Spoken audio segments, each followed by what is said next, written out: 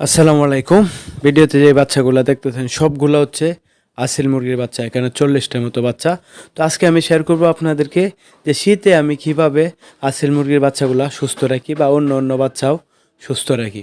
তো প্রথম হচ্ছে এই যে আপনারা দেখতেছেন কিন্তু একটা বুডারে কিন্তু আমি বাচ্চাগুলা রাখছি। তো বুডারে সবসময় থাকে। তারপর কি করি, এই যে আমি একটা কার্টুনে নিলাম, আপনি কার্টুনে দেখতেছেন প্রতিদিন সকালবেলা 9টা থেকে 10টার ভিতরে রোদ ওঠার পর এই যে একটা কার্টুনে দেখতেছেন, এই কার্টুনে আমি সবগুলা বাচ্চা আনি।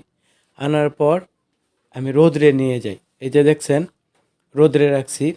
তো এই রোদ্রে আমি মিনিমাম আধা ঘন্টা থেকে 1 ঘন্টা রাখবো।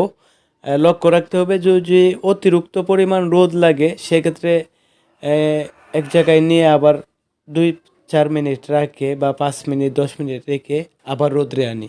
এভাবে আমি মিনিমাম আধা ঘন্টা থেকে 1 ঘন্টা রোদ্রে রাখি। রোদ্রে রাখলে হয় কি, ভিটামিন ডি এর ঘাটতিটা পূরণ হয়। আমি ডাক্তারের সাথে পরামর্শ করছি, করার পর বলছে যে বাচ্চাগুলা প্রতিদিন তুমি একবেলা রোদ্রে রাখবা। রোদ্রে রাখলে ভিটামিন ডি এর ঘাটতিটা পূরণ হয়ে যাবে।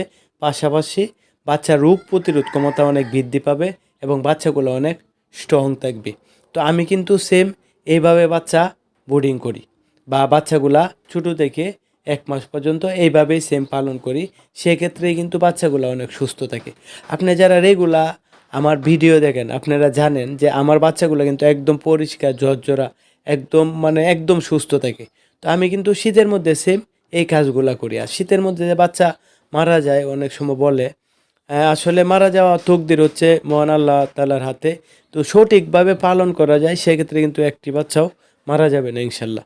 তো আমি যেভাবে মূলত ভিডিওতে দেখাইছি বা আপনাদেরকে বলছি সেম এভাবে আপনারা বাচ্চাগুলো পালন করতে পারেন।